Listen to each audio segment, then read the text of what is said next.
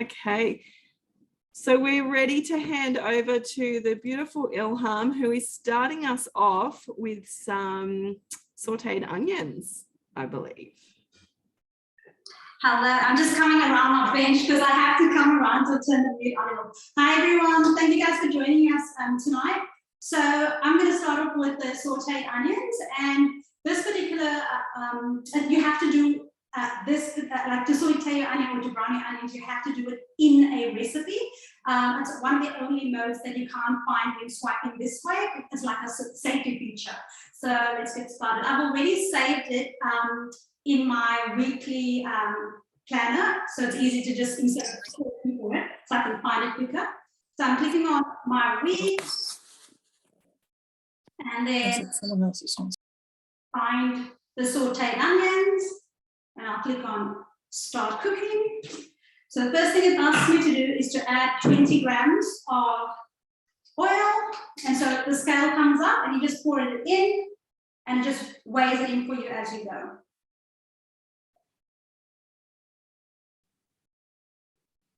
Almost there. Yeah, and at this, you can use any oil. I'm using olive oil right now, but if you want to use grapeseed or whatever oil of choice, that you can. And then it says 200 to 300 grams of brown onion cut into wedges. So I'll just cut them into wedges like this. And then I'm going to pour it into the bowl. And then again, it just weighs it in for you as you go. So I've just got over 267 grams. Next. So at this point, it tells you to put your lid on and then put your splash guard on top of that. And then you click the done. And then it's going to cook for 10 minutes. And then you'll see the high heat little icon on the screen. I'm not sure if you guys can pick that up, but I hope you can. So you'll see like 3 little squiggly lines. And then all you do is turn your selector button. So with the high heat, it's like when you saute in a pot or pan, and all you do is stir it a little bit and allow it to actually cook again, and then come back and stir later. Now that's exactly what the high heat does in this particular mode. So you can stop it. I'm not sure if you can. It was the blades were moving, and now it has stopped moving, and then it will cook it, the onions for you. And then I don't know if you can pick up the sizzle, because sometimes Zoom mutes the background noise, but if I'm quiet, maybe you can, I don't know. Elizabeth, can you pick it up? I can't hear it. No, but it does sound amazing. Sometimes Zoom unfortunately mutes the sound, but yeah, it's picked up the blade, it's moving the blades again, and now it's stopped moving the blades, and now it's cooking again. So you might be able to hear it in the background, but not too loudly, unfortunately, because of Zoom. But yeah, it goes red, the lights go red over there, so your kids know not to touch your Thermomix at this point. Yeah, so that is pretty much, and what I do with Harvey, if I'm making things like stews or like a curry or something that's not on cookie-do, and I need my onions to saute, then I actually, because it's locked into a recipe, I actually go into a recipe, started off with this part, with this particular recipe, and then go and continue doing the rest of the recipe manually. So yeah, that's what you can do with the brown onion, sauteed onions or whatever. Yeah, so that's me at this point. Elizabeth, I think I'm going to hand over to Sandra, because that's going to cook for 10 minutes. Nobody wants to hear me talking for 10 minutes, and then we'll come back to me when Sandra's ready. Yeah. Okay, thanks, Ilhaam. So I'm going to show you how to make butter. So butter and buttermilk, and I'm going to share with you some tips and tricks so you get really nice butter. So in terms of the cream, you can use pure cream or you can use thickened cream. Either works. You can use any brand.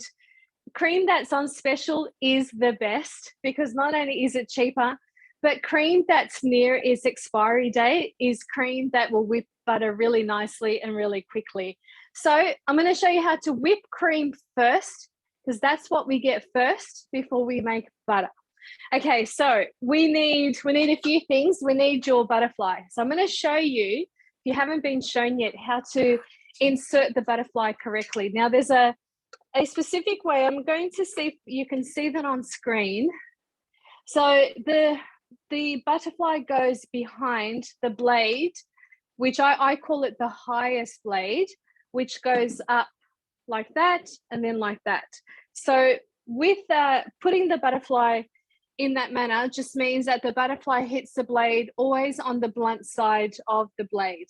Now, if by any chance you do put it wrong because you can't see the blades, it still works, it's still fine. So don't be concerned, but that is the correct way as per the instruction manual, like that. Now, also don't forget, especially if you're new, never use the butterfly above speed 4.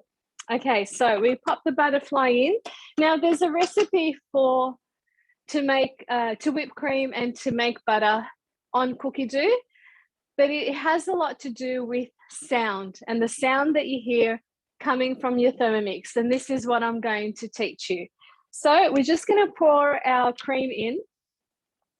So this one is almost 600 ml. You don't even need to weigh it because it doesn't matter the amount of cream that you put in. Okay, and you can keep this to store what you get from making butter, which I'll share in a little while. Now we pop the lid on and we go to speed 4. Now, when you're whipping cream, this is something that you can't leave the Thermomix unattended.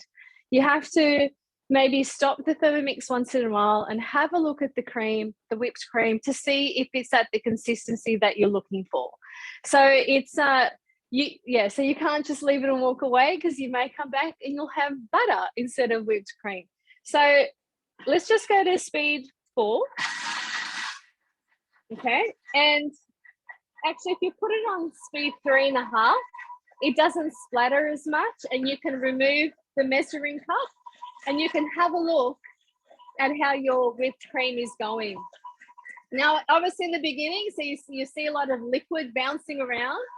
As it starts to thicken, you'll notice that the sound of the Thermomix changes, and this is where you have to really keep a lookout so it doesn't over whip, and that's where you start to get butter. Okay, so we're on 34 seconds so far. You can also notice a change in the color and a change in the grain of the cream. So I think now at 41 seconds, it's at where I would like it to be for nice thick whipped cream. So there we go. And that's our whipped cream. So nice and thick. Now, because I went straight to speed 4 in the beginning, it splattered some cream to the top. So that cream hasn't been whipped. So what you do is you just push down, scrape down the sides of the bowl, and then just do speed 3.5 just for another few seconds, just to mix it all together. And again, just keep a lookout, because it will only need a few seconds. Now, I've taken it to a point where if I continue for, say, just another 5 seconds, it's going to start to become grainy and start to separate as butter. So there's our whipped cream. Now, from whipped cream, we can make our own beautiful butter. Now, this is where some people get stuck because they don't know how long to whip it for to get butter. And the secret is in the sound and how your Thermomix behaves when it makes butter. And you see, when you have butter, when the buttermilk separates from, the solids separate from the buttermilk, I think that's how you say it, the Thermomix starts to shake. Now, that may happen at 1 minute, it may happen at 1 minute 30, it may happen at 2 minutes, because it's going to depend on the freshness of that cream. So this is why you would just need to listen to the sound of the Thermomix. So let's go to speed 4 this time. And if you have a look, so right now the cream is changing color. The sound is changing as well. The consistency is changing. And I'm going to put the measuring cup on because I know what's going to happen next. If you have a look at the Thermomix, I'm not sure if you're able to see or hear the sound, probably not, but Thermomix sort of starts to shake a little let it go for another 10 seconds after it starts to shake. And that's when you know that your butter is ready. So all up, that took 1 minute and 19 seconds. Let's just have a look. So there is our butter. So it took 30 seconds from whipped cream to butter. So this is why you can never leave it unattended. So you can see how those solids have separated, and that liquid you see there is buttermilk. So you've not only made butter, but you've also got buttermilk. Now, we don't want to throw that buttermilk away because we're actually going to use this beautiful buttermilk to make some buttermilk bread. So to get the buttermilk, what you do is you squish the butter sort of, to one side. And so it sort of, comes together in a lump. And then have a separate bowl like this. And you want to strain. You can use a strainer as well if you like. I normally just use a spatula because even if some, little bits of butter fall into the buttermilk, it's fine because you're probably going to make scones with this or buttermilk banana bread. So many things you can use the buttermilk for. If there's a little bit of butter in there, it doesn't matter. So this will keep for, I think, 3 to 5 days maximum in the fridge. If you're not going to use it straight away, what I recommend is just give this a rinse so there's no cream in there. Pop your buttermilk in here and freeze it. And then when you want to use it, you can just defrost it at room temperature and it'll be fine. So what I normally do is the next time I make butter, if I still haven't used the buttermilk that I have in the freezer, I'll just top it up and I'll keep topping it up. So you can do that. All right, so there's still some buttermilk in there and I could keep squeezing it to get all of it out, but I've got a really nice amount there that I'm going to need for buttermilk bread coming up. Now, something really important with butter is you need to wash the butter to get rid of the buttermilk that's left in there. Because if you don't do that, what's going to happen is, remember I said that buttermilk only lasts 3 to 5 days in the fridge? Your butter will go off. So it's not going to last as long. So we need to wash it. And the way to wash it, you need a jug of really cold water. So I've just got this from the fridge and I've popped in some ice cubes. So it's really cold. And you want to just put some water into the bowl, enough to cover the butter. So it doesn't need to be, a certain amount, just so it covers the butter. We pop the lid back on and we just tap on the speed and just go to speed 4 for a few seconds. And this mixes the cold water with the butter. And because that water is really cold, it keeps the butter together.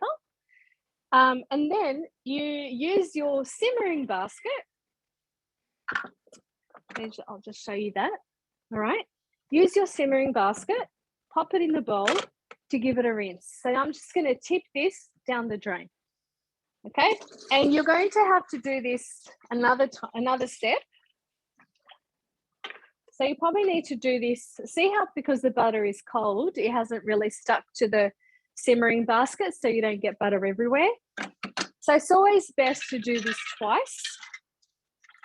So to make sure that you do remove all that buttermilk. Okay. So just repeat that step. Speed 4 for a few seconds, and that's done. Rinse it down the drain, and you've got butter. Now you can add a pinch of salt. You can add more than a pinch.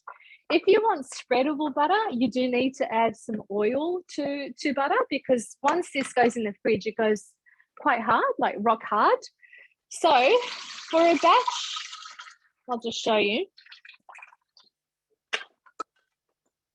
All right, so I'm not sure how much this is made, but normally it makes around 350 grams of butter. To this amount of butter, I normally add around 50 grams to 70 grams of grapeseed oil. So you just pop in some oil, give the butter a whiz, and you get nice whipped butter that when it goes in the fridge, it doesn't go rock hard. So there's your beautiful butter. So I'm going to pop that aside. Just going to tip it into this bowl here. I'm going to show you how to make buttermilk bread, right? And the beauty of this is I don't need to wash the bowl now because whatever's left in there is going to go in our bread. Now with butter, there's lots and lots of recipes on Cookie Do for flavored butter. I had a quick look again before we started today. I saw at least 10 recipes for different kinds of flavored butter. And we know how expensive flavored butter can be, especially like the gourmet-ish type. By making your own, you're going to save so much money. And even better, you know exactly what's in it. So when you do see that cream on special, just go for it. Even if you don't intend to make butter straight away, you can freeze the cream and then defrost it in the fridge overnight, for instance, or on your counter during the day. And then you can make your own butter. Okay, so we're going to start with buttermilk bread.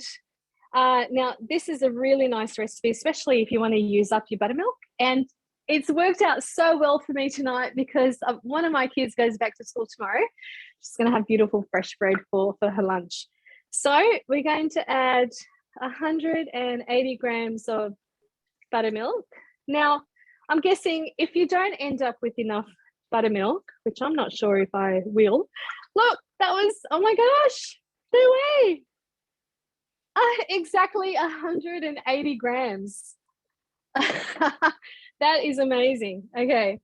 Now 200 grams of water. So I've just got some lukewarm water here. 200 grams. Can't believe that was to the gram. All right, that went over. It doesn't matter. And some dried yeast. I've got 2 teaspoons of dried yeast here. Now I do use this one.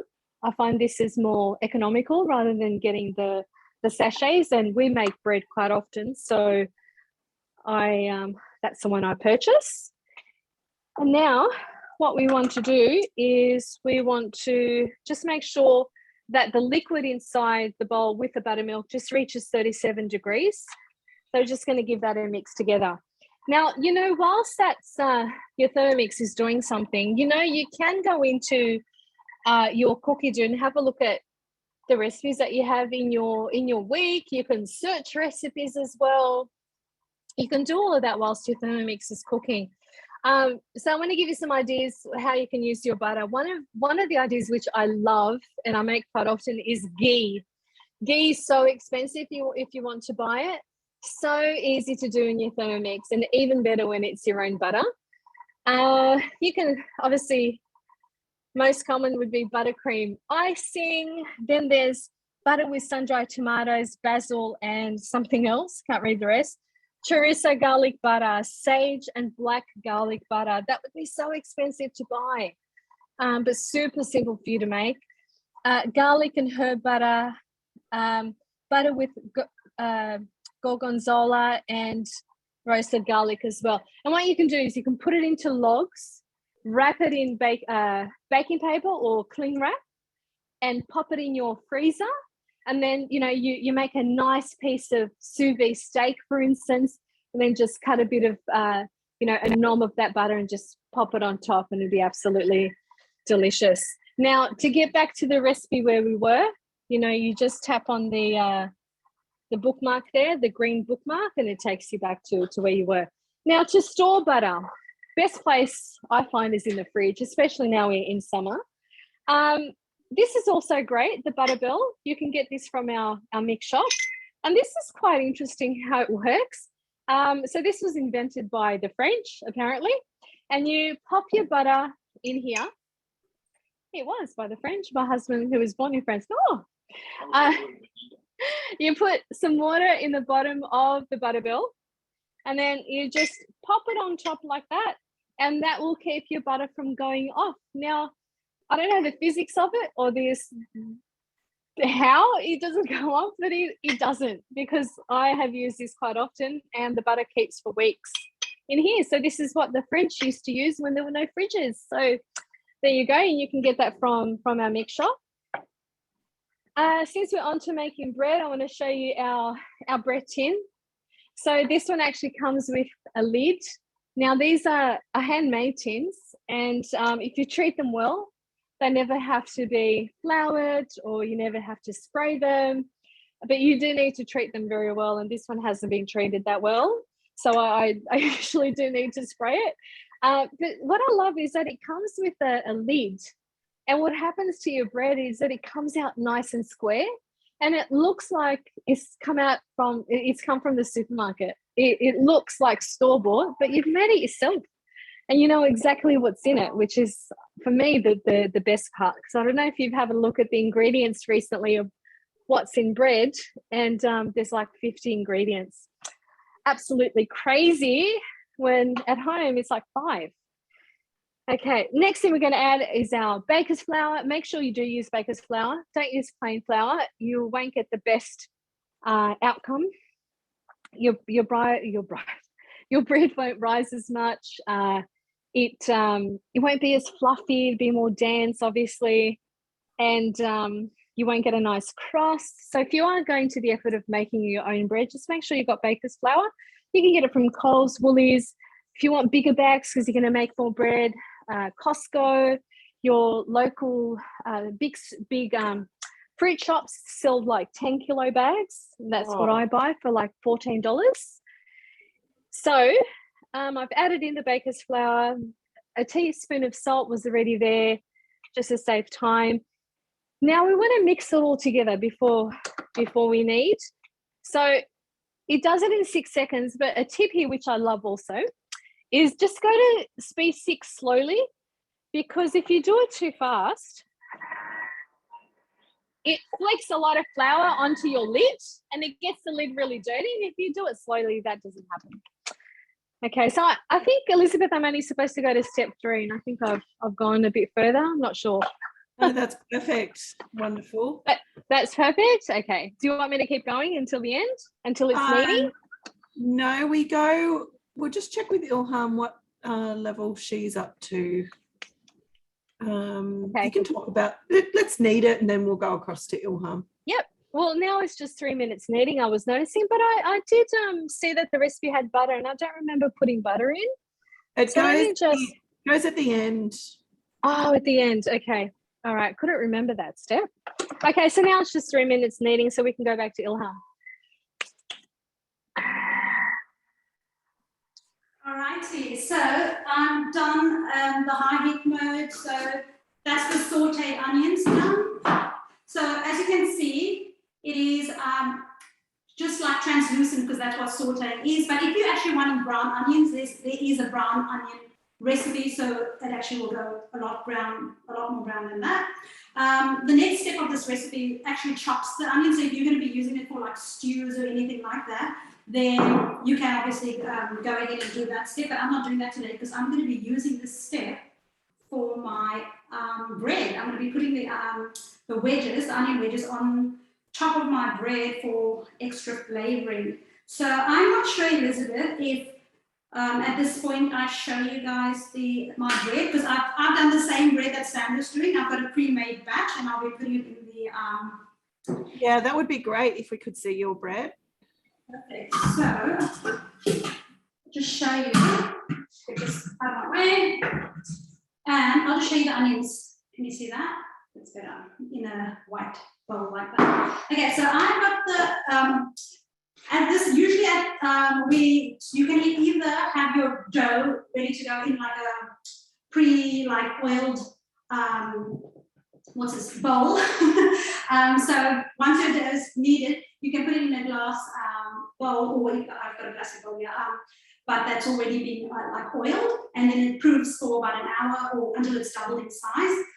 Or you can actually just prove it in your Thermomix, and you just put the dough in there and fold it, and that's ready to go. And then you can prove it in the silicone mat. But I don't need to do that, because I've proved mine this afternoon. And so now what I've got here is a rose gold one. This can be found in the big shop. This is only the medium size, but the dough actually needs a large size. It should be fine though. If I have extra dough, I'll just make like a scroll or something with the rest. But what we've got is the rose gold oven tray, and these are amazing because it distributes the heat evenly, and it just has a perfect bake every time. And also I've got the silicone thermomat, and it just fits in perfectly. We've got different sizes to fit our different rose gold oven trays, so you can find that all on the meat shop. So the dough is a bit sticky, so I've got some oil on my hand to help it. So what I'm doing right now is I'm actually just trying to get rid of just to knead it down. Then I'm just going to put it in my tray, and then I'm going to, it fits perfectly. Hope you guys can see it. Okay, so it's fine to actually use the medium tray then.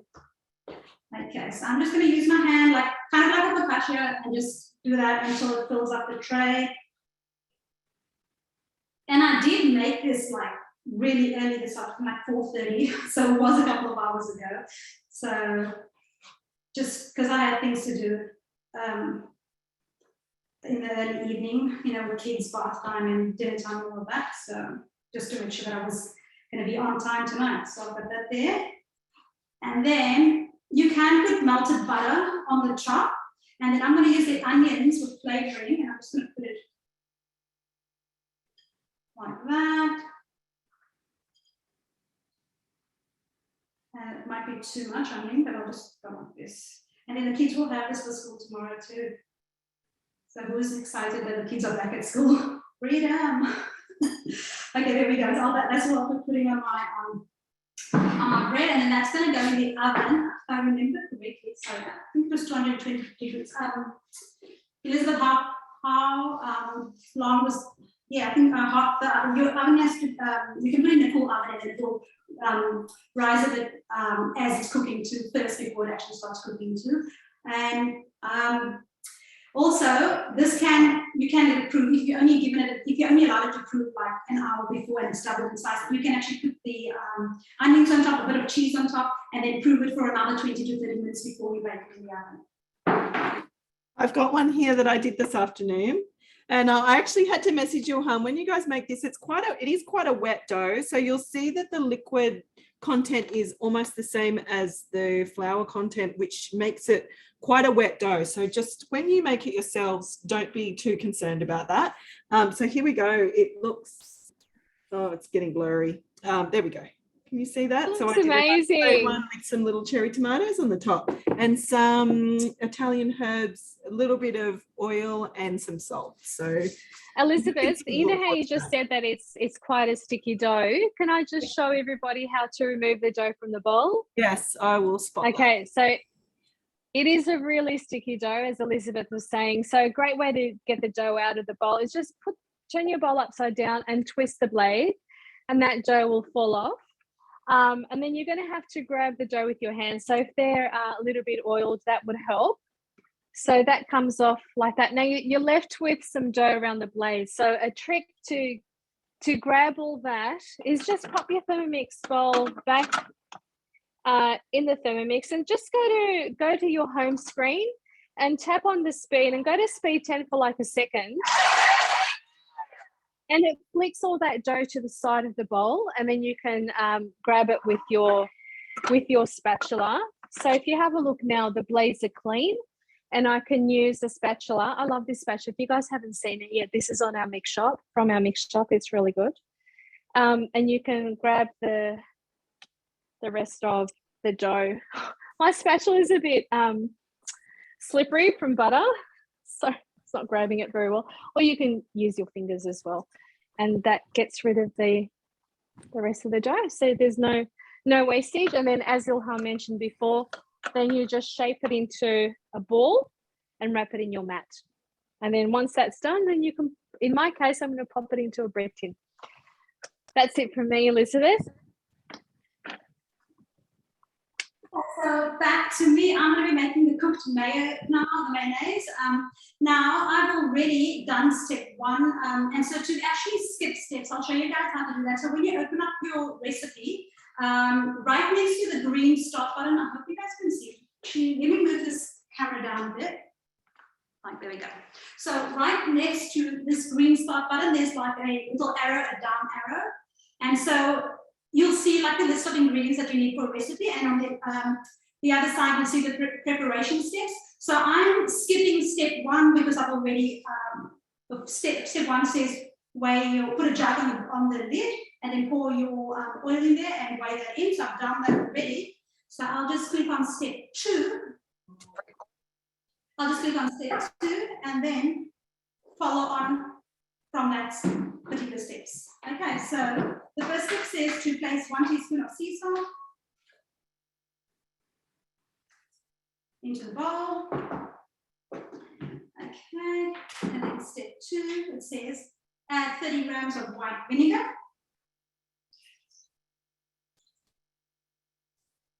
Yeah. Okay, so next, it tells you to put the measuring cup into the lid. Next. So it's going to cook that for 3 minutes, 100 degrees on speed 1. So at this point, yeah, it's going to first warm up the oil, and then once it warms up the oil, we're going to be pouring the eggs into the through the measuring cup into the oil, and then we'll continue to whip it up, and then we're going to be pouring the oil up in the lid, and then it will slowly trickle down and emulsify into mayonnaise. So I've still got, it's going to cook for 3 minutes still. I don't know, Elizabeth, do you want to, is there anything you first say at this point, or anything? Does anyone have any questions that they would like to ask?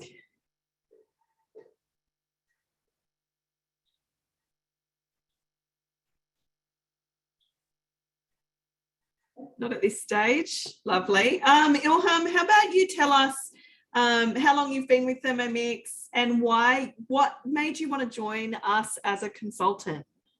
Okay, I started, I actually became a consultant in, well, 6 years ago. Will be 7 years this November.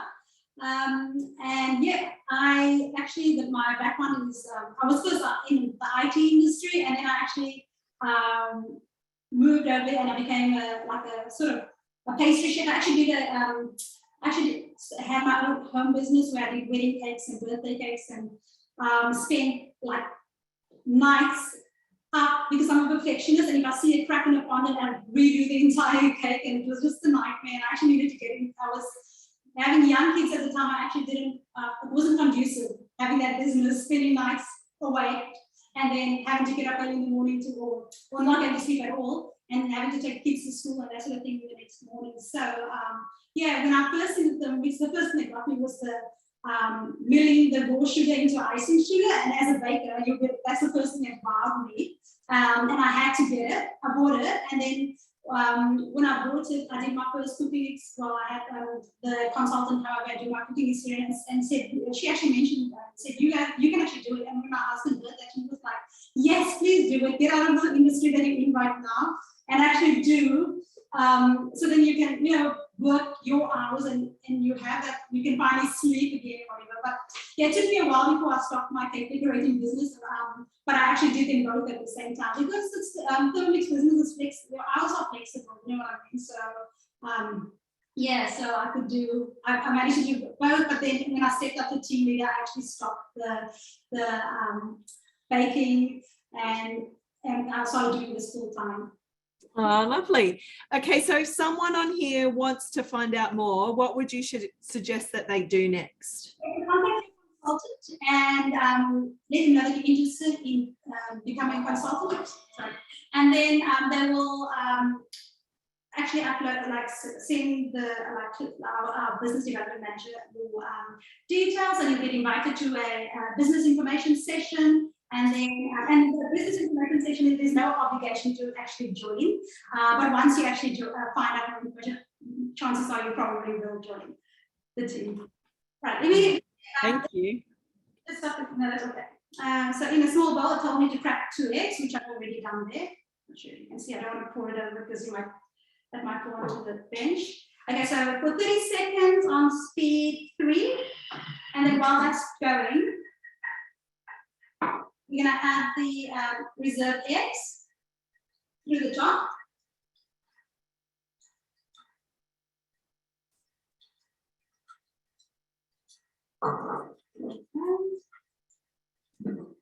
In the chat, someone did ask how long the mayonnaise lasts, which Sandra's replied. But if people go to the tips of the recipe, then often it'll say how long a recipe will last at the bottom of the recipe in Cookie Dough.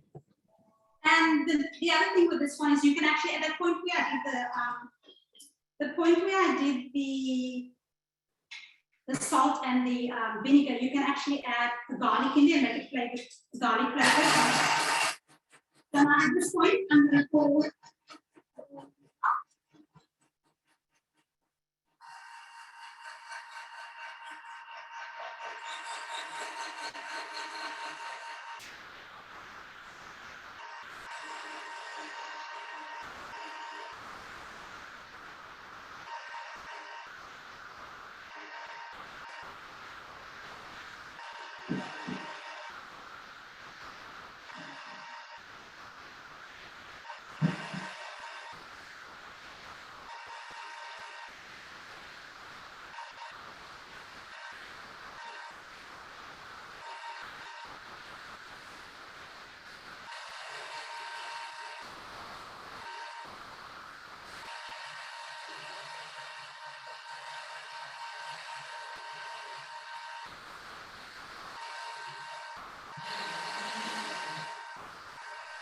So Ilham can't talk over that, but what she's doing there is wiggling the measuring cup just to let the oil drip down through the holes that are underneath there that the steam normally comes out. So the oil's just dripping slowly into the bowl. And then if anyone can't see the chat, yeah, grapeseed oil can be expensive, so you can use canola as well. Not as healthy, but works beautifully. You just want one of those oils with a little taste to it.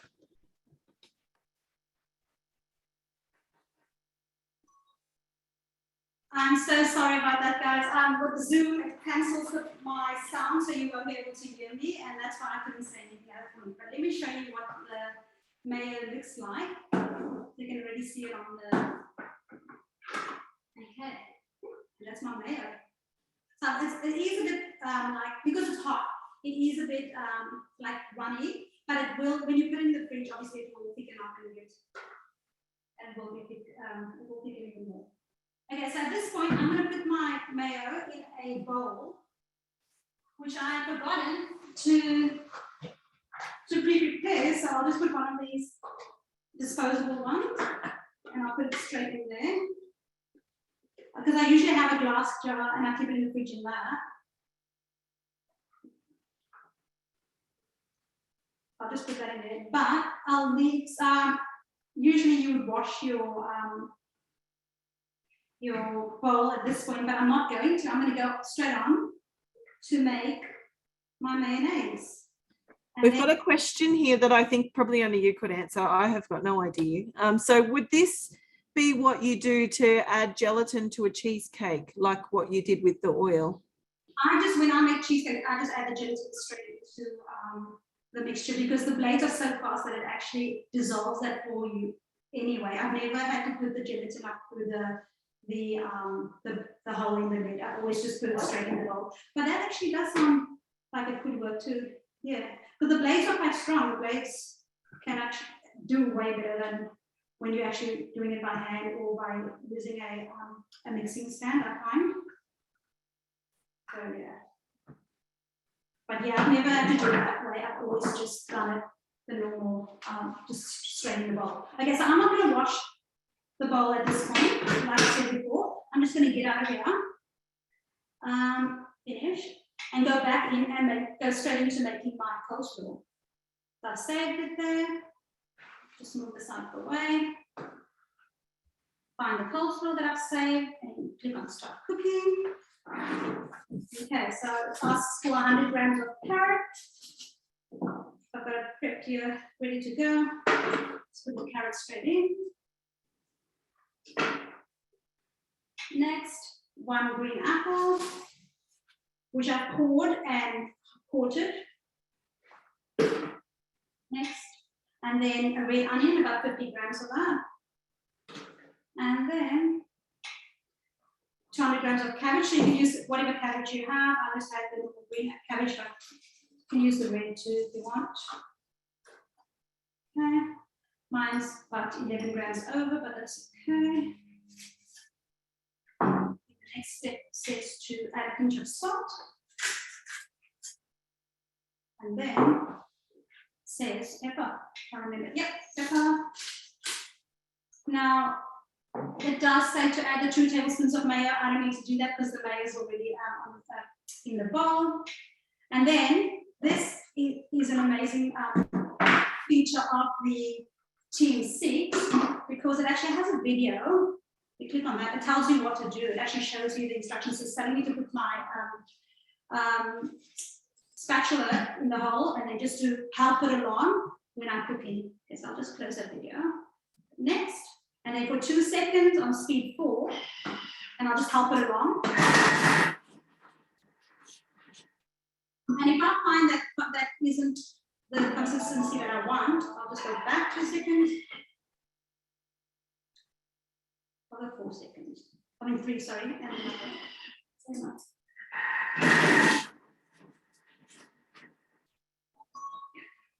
Let's see. So this is actually you go with how you like your coleslaw. And I tend to find here. So we've got some that's chopped up and some that isn't. So yeah, I'd rather go back and do that again. I'll show you guys. You see that? Yeah. It's telling you to scrape down the sides of the bowl.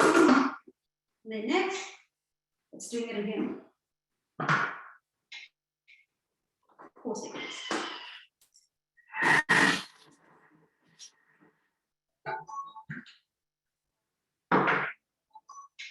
Okay. Yes, I feel like some of it's really still not, can you see that? But yeah, you do it to your consistency and I'm going to go back and do it again. And it does say to add more time, but you don't want it to, there's a fine line going from your actual coleslaw to a slop, like to soup, so you don't want that either. But yeah, it says repeat if necessary until the desired consistency. So I'm going to go back and I'm going to go 3 seconds and I will speed forward.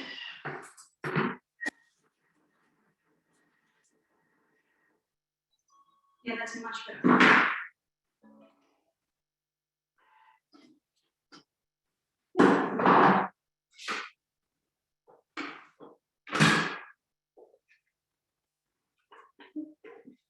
So can you see that? Way better. Oh.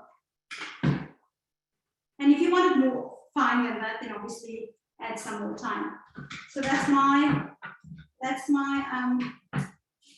put it back and I'll put it in this bowl. So that's all that I've got to show tonight, Elizabeth. Thanks so much, Ilhaam. I'll just leave you up there while you're putting that in the bowl so that you can show us. Thanks so much, everyone, for coming along tonight. That's a nice quick look at some beautiful basics that you can make really easily in your Thermomix and have for nice, fresh, healthy meals and sides and kids' lunch boxes and things like that. I'll be sending you a wrap-up email that's got all of the links in there, so look out for that. And I've also just put a link in our chat here, which I'll include in the email, but it's the link to all of our Pinnacle classes. And we've got a few more coming up that are on there, but ones get added all the time. So if you'd like to come to our next class, which is our Meet the Modes class, and that's looking at that third screen on your TM6, going through dough, turbo, blending, sous vide mode, slow cook mode, all of those. So that one is just on Sunday the 6th at 5 p.m. is our next one coming up. So lots more are getting added on there, and we really look forward to seeing you on another class. And also if you would like to join us, reach out to your consultant or the person that invited you today and let them know that you would like some more information about that. We're always so happy when people want to join us. So there we go, there's the beautiful coleslaw there. I would love to thank Ilhaam and Sandra for presenting so nicely tonight. And yeah, I think that they're cheering because they've got some nice yummy food tomorrow for when the kids go back to school. So good to see you all. Thank you so much, and we'll catch up soon. Thank you, everyone. Thanks for joining us tonight.